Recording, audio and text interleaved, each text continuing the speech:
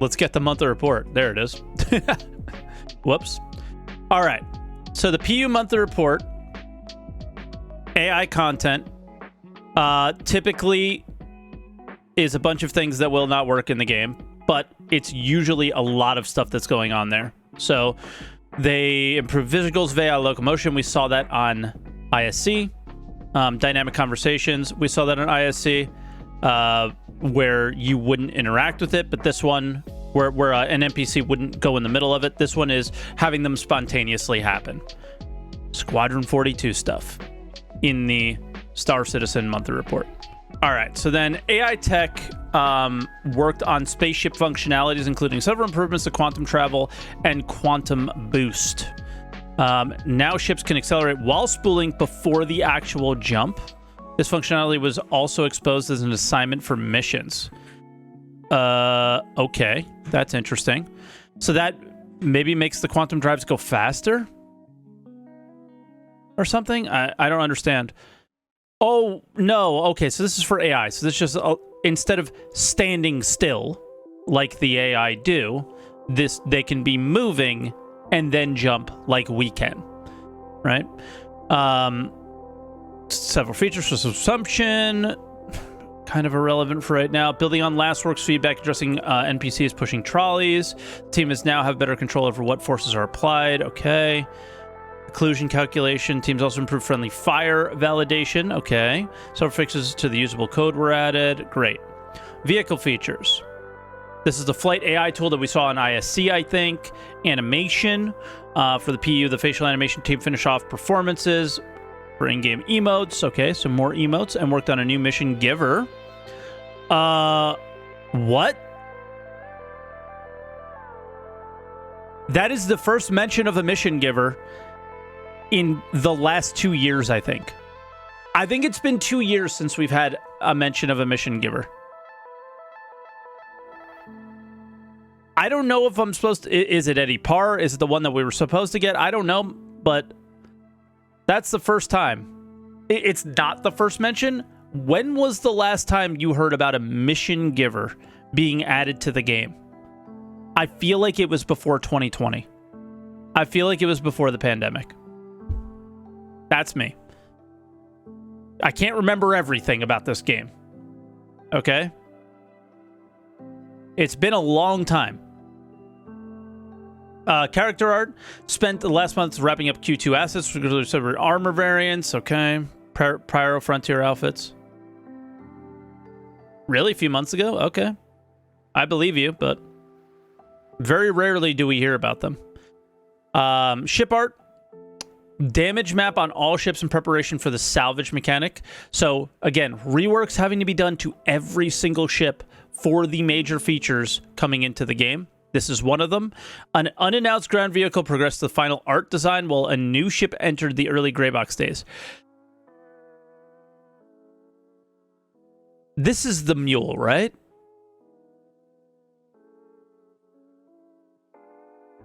But this was definitely written before they knew the mule was out.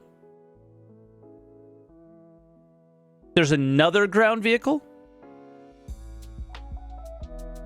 Okay. I wonder what it is. The Bandit Merchantmen continue to move through Greybox. Okay. I think we're going to see a lot more of the Bandit Merchantmen during Alien Week. The Argo SRV began production and is nearing white box complete with the final white box review scheduled soon. Cargo refactor brings in the need for tractor beams. The SRV, in case you guys don't know, is the tractor beam ship. That's kind of exciting. In the US, the team continued on the Drake Corsair. Okay. I was expecting to see the Drake Corsair soon. When was it planned for? It was planned for 317, right? I think? Or did it have no timeline? I don't remember. Regardless, definitely looking forward to that one. It's going to be cool. Community, I always skip because it's just like what they've done. Engine, I almost always skip, but this one says they're simulating rope running over a pulley wheel. Probably some squadron thing. The rest of the stuff, Gen 12 support, volumes, transition. They're doing Gen 12, Gen 12, Gen 12. They're working towards it. Great. Features, Arena Commander. Alongside progressing with scanning improvements, the team fixed bugs, most notably those that have been affecting the gameplay of Arena Commander and Star Marine.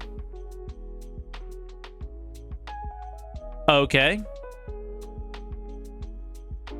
Looking forward to seeing that. Not really. In the end,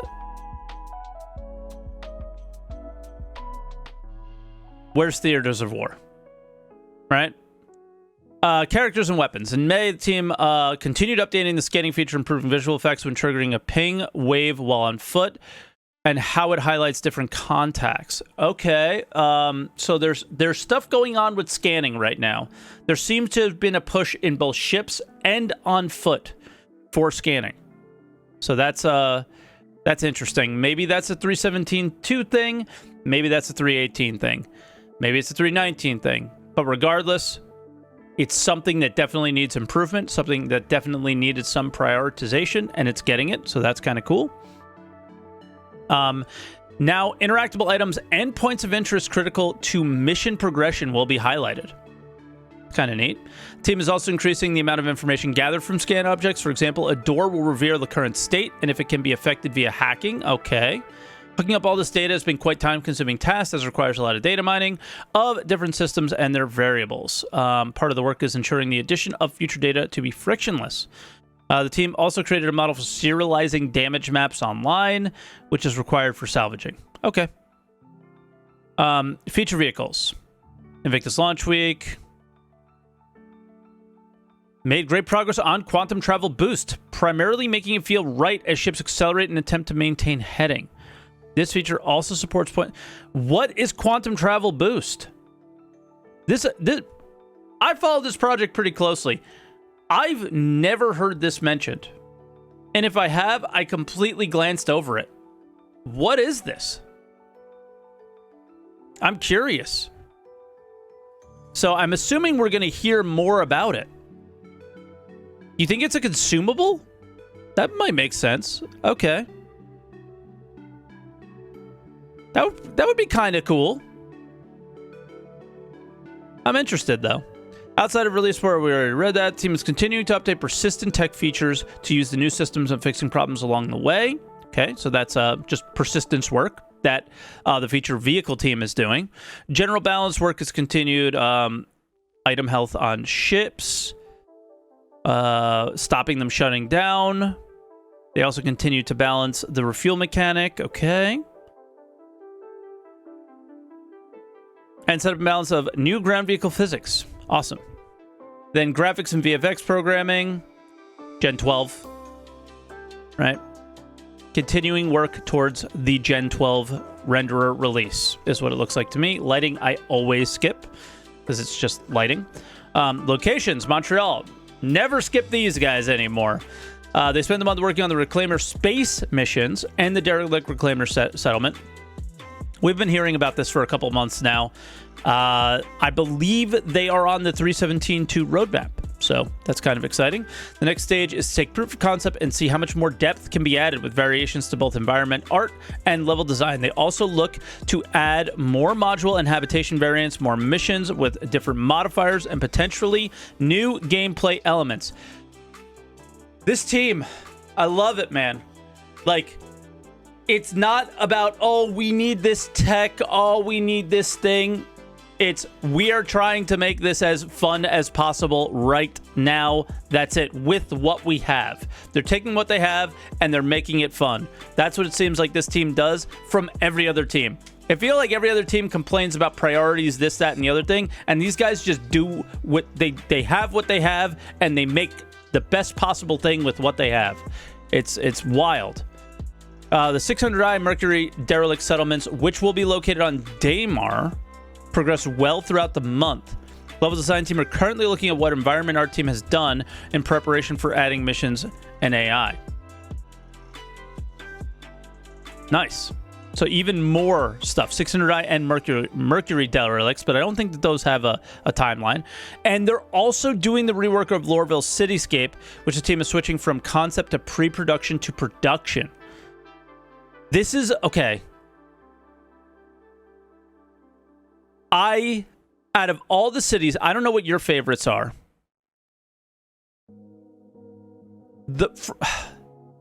Mine kind of is Hurston.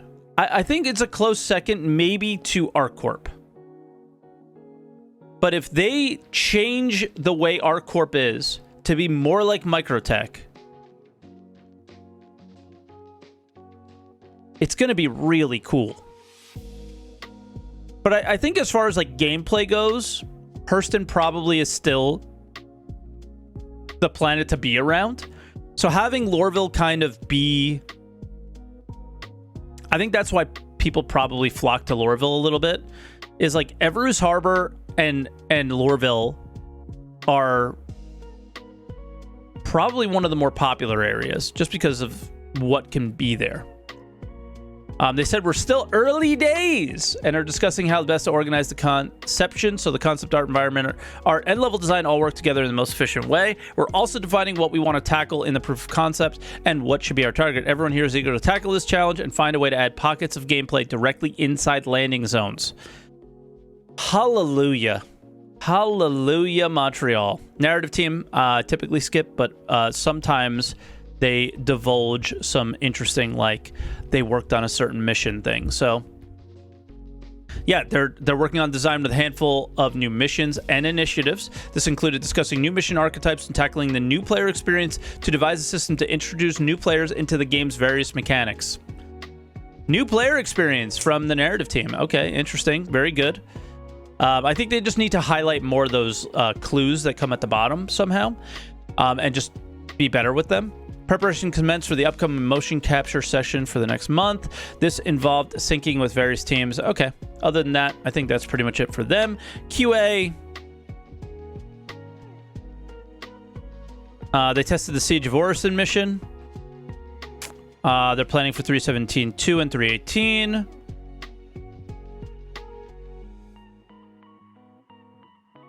Yeah, it looks pretty basic there. Tools from Montreal. The Mighty Bridge editor was from them. We saw that on ISC a few weeks back. Vegetation scattering V1. Don't know what that is. Well, I guess they tell you it allows teams to deploy vegetation without collisions, brushes, and entities on planetary surfaces and objects. This will be especially useful for derelict settlements and outposts, but will still be used across many PU locations. Okay? Procedural location creation tool is also progressing well.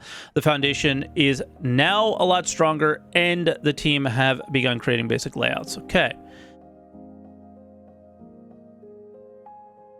Is that the beginning of the tool that is like the base building tool? I don't think so, because that has a name. I think they would have given it the name. Tech animation. Whatever they're doing, they're getting a 1,200% increase in loading data. All right. That's cool. UI saw many programs, various people fixing bugs. Usually this said things about like the Mobi-Glass changes, the star map changes, the our helmet changes, and we didn't get much here. VFX. May saw the VFX team complete their work for Invictus launch week, and they began to work on quantum travel rework. So much about the quantum travel rework. What is this? This is interesting. I'm very interested by all this. We all know that quantum travel is a pain point.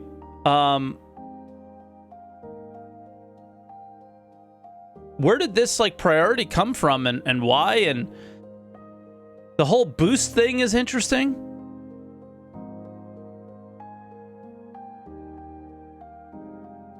You think it's going to be like ED Super Cruise? I would love that.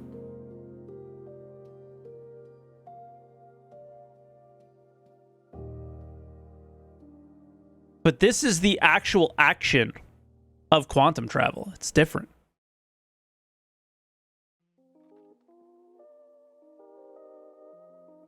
Yeah, maybe prepping for Pyro. I don't know. I'm this monthly report brings up a few topics that I cannot wait for them to dive deeper into on ISC. This is the progress tracker. This is how you follow Star Citizen's progress. You read the monthly report, and then you see it on an ISC sprint report. These two things together, this is how you dictate Star Citizen's progress. All right? That was the May monthly report. I hope you guys enjoyed it. It looks like there's a few interesting things. The quantum things got my head scratching and my interest, that's for sure. And yeah,